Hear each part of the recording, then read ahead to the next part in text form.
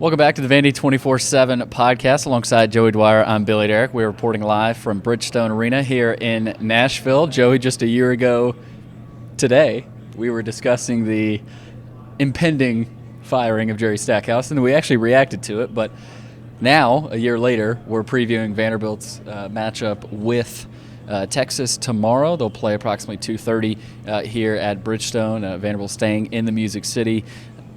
It'll be interesting, right? Last year, Vanderbilt was in this 12-13 game. They were the 13, right? Yeah. And this year, they're the 12, but very different feeling. Obviously, Vanderbilt is as close of a lock to the tournament as you can get.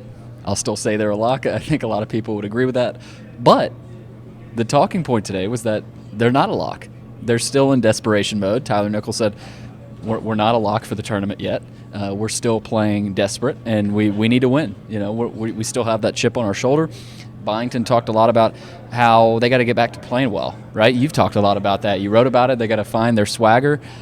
We'll see if they do tomorrow. Texas will be either very desperate or quit watch, because their season's kind of somewhat going down the drain here. But it'll be interesting to see how they come out, Joey. But I think the theme today was that they're desperate, and they're treating every game from here on out as a must-win game, and that's the smart thing to do. But it's easier said than done. It's going to be tough tomorrow. Yeah, I mean, that's the story of the day. You look at open practice, and we're monitoring M.J. Collins and Grant Huffman, but none of that matters if Vanderbilt doesn't come out and want to win here. It's the classic do you want to be here thing of the SEC tournament that's kind of emerged over the last couple of years because of the way Kentucky's come in here and has seemingly not cared about being here. If you're locked for the NCAA tournament, there's not a ton of incentive to come in here and win a couple of games. Teams want to stay fresher, things along those lines.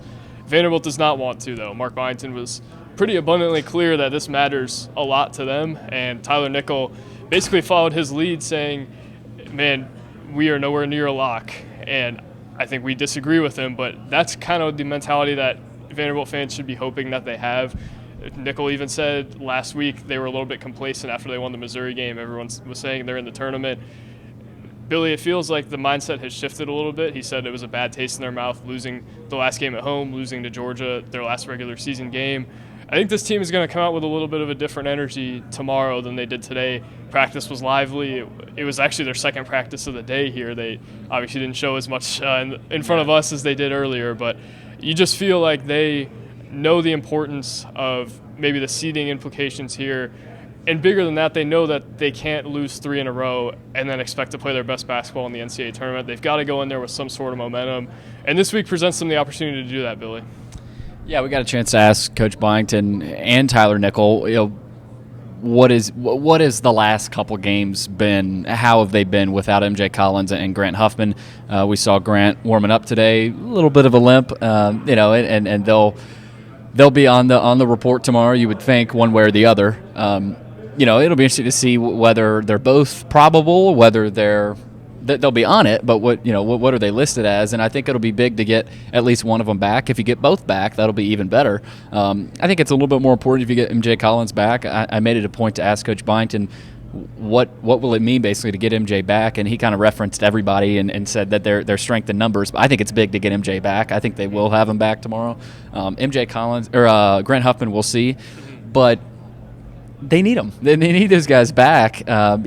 Byington talked about how they only had 8 scholarship players there against Georgia, and you could feel whether it's with the turnovers, defensively. I thought you could have used 2 or 3 more threes made from M.J. Collins, and just Huffman's presence, defensively, but also being another ball handler. Whether they get him back or not, we'll see. But it'll be interesting to see if they do. Does this team look or feel differently? And that's obviously going to be something to watch in the report tomorrow morning, I would guess, tonight. So it'll be out tonight, actually. We'll have reports on that. But either way, Joey, they need them back. And, it'll be big to get at least one of them. And if you get both back, then, that'll be even better.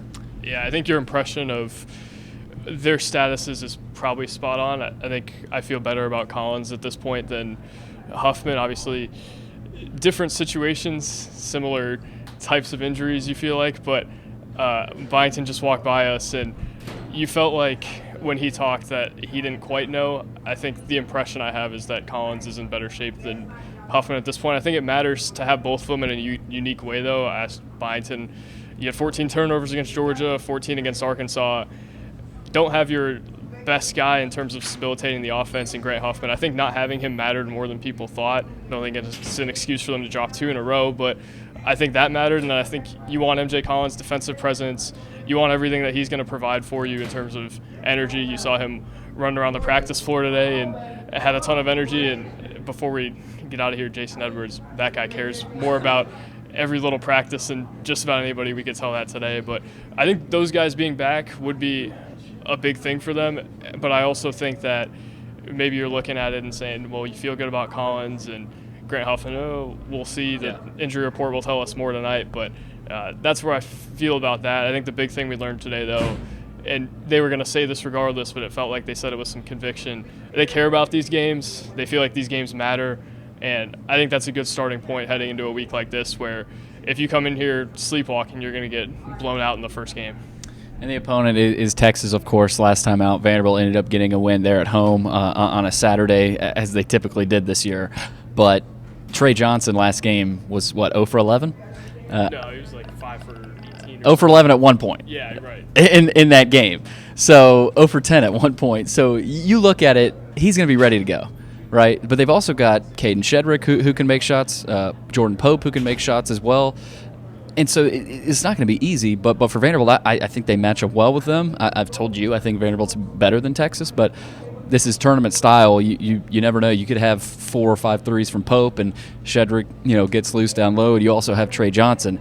I don't think it's the best thing in the world. Trey Johnson had one of his worst games, and now he's facing Vanderbilt, but. I think they match up well. Vanderbilt just has to come out here and play well, and I think they should take care of business. Yeah, Trey Johnson, one of the better scorers in the league. Really didn't do much against Vanderbilt the first time. I think that's something to note as we head into tomorrow. I don't think he's going to do that again, and Vanderbilt's going to have to withstand what he does. I think another story worth monitoring, what kind of effort does Texas show up with? Yeah. How much does Texas want this game? They're going to have to ring off a few in a row to even have a chance at being on the bubble at this point. They might make a coaching change in a few days, so you're really wondering, what do you see from Texas? And if it's the Texas team that showed up at Memorial a couple weeks ago, you think Vanderbilt would have a good chance, but do they want to play for Rodney Terry? Do they want him to have an exclamation point on the end of his last season? Is Trey Johnson better? I think those are all questions that you look at, and I don't think this game is all about Vanderbilt. I think it's a lot about what does Texas do? Because I think we know at this point Vanderbilt is at least going to have a baseline level. I think the bottom could fall out from that Texas team, but it could also rise to the occasion of playing here in front of a big crowd, things along those lines. You're just looking at it and you're saying, who wants it more? I think based off of what we learned today, Vanderbilt probably does, but you just don't know until they get on the floor tomorrow. And it could be the start of a big week for Vanderbilt, or it could be the start of a week where you're maybe sitting on your hands a little bit until Selection Sunday wondering, are they going to get sent to an unfavorable site? Are they going to get sent to Dayton? I don't think they're not going to get in, but you just generally think that there's a little bit more at stake this week than there has been in SEC tournament weeks in the past.